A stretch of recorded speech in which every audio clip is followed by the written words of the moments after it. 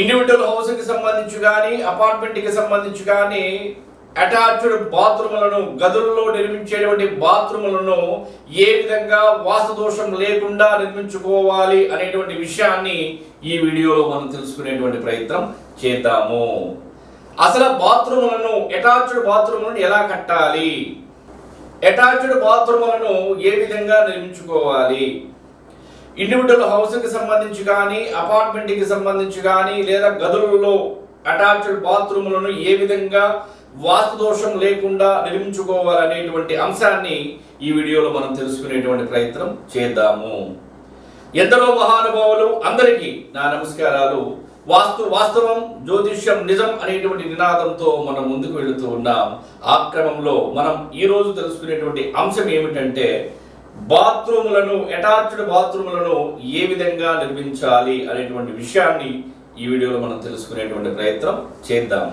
ఒక్క ఈశాన్యం మూల తప్ప ఆగ్నేయంలో కానీ నైరుతిలో కానీ వాయువ్యం మూల కానీ దక్షిణం కానీ పడమర కానీ మధ్య ఉత్తరంలోనైనా సరే అటాచ్డ్ బాత్రూములను నిర్మించుకోవచ్చు.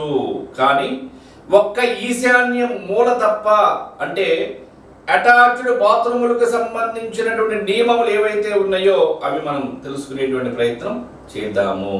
అటాచ్డ్ బాత్రూములకు సంబంధించి నిర్మాణం చేసేటప్పుడు అశ్రద్ధ వహించకూడదు.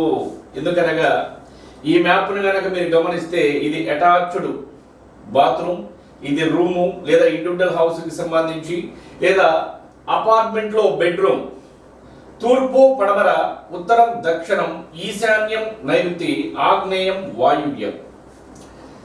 ఇది బెడ్రూమ్ ఎంట్రన్స్, తూర్పు ఈశాన్యంగా ఎంట్రన్స్ ఉంది. ఈ బెడ్రూమ్ లో అటాచ్డ్ బాత్రూమ్ అనేది ఆగ్నేయంలో పెట్టుకోవచ్చు, నైరుతిలో పెట్టుకోవచ్చు, వాయువ్యం కూడా పెట్టుకోవచ్చు. లేదా దక్షిణ భాగంలో కానీ పడమర భాగంలో కానీ మధ్య ఉత్తరంలోనైనా సరే అవకాశాన్ని బట్టి ఒకవేళ ఈ డైరెక్షన్ లో కనుక కుదరకపోతే దాన్ని కూడా శాస్త్రం ప్రకారం కూడా పెట్టుకోవచ్చు. కానీ ఈ గదులలో కనుక మనం నిర్మించేటువంటి బాత్రూమ్ ఏదైతే ఉందో వీటికి సంబంధించినటువంటి నియమం ఏమిటంటే ఆగ్నేయం మూల కనుక మీరు అటాచ్డ్ బాత్రూమ్ పెట్టినట్లయితే బెడ్రూమే కదా అని మీరు అనుకోవచ్చు, కానీ ఫౌండేషన్ ఫ్లోరింగ్ లెవెల్లో మాత్రమే ఉండాలి.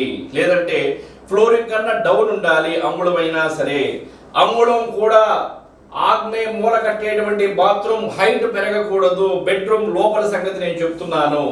మరలా నైరుతికి సంబంధించి నైరుతి అంగుళమైనా సరే ఎక్కువ ఉండాలి. ఒకవేళ ఎక్కువ లేని పక్షంలో డౌన్ మాత్రం ఎటువంటి పరిస్థితుల్లో కూడా అవ్వకూడదు. మరలా వాయువ్యానికి సంబంధించి వాయువ్యం మూల కనుక మీరు అటాచ్డ్ బాత్రూమ్ కట్టినట్లయితే మీ గదిలో పడమర వాయువ్యంలో ఎత్తు ఉండవచ్చు, ఉత్తర వాయువ్యంలో ఎత్తు ఉండకూడదు.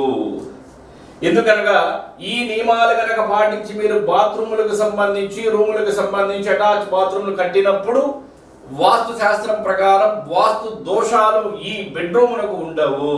అంటే శాస్త్రము అడుగు దగ్గర నుండి అయినా సరే అడుగు నుండి ఎన్ని అడుగుల వరకైనా సరే శాస్త్రం శాస్త్రమే, శాస్త్రాన్ని పాటించాల్సిందే, తప్పదు. మరలా అటాచ్డ్ బాత్రూములను గదులకు కలిపి నిర్మాణం చేయకూడదు. ఈ విధంగా ఈ డైరెక్షన్ లో నిర్మాణం చేయకూడదు, ఇది తప్పు.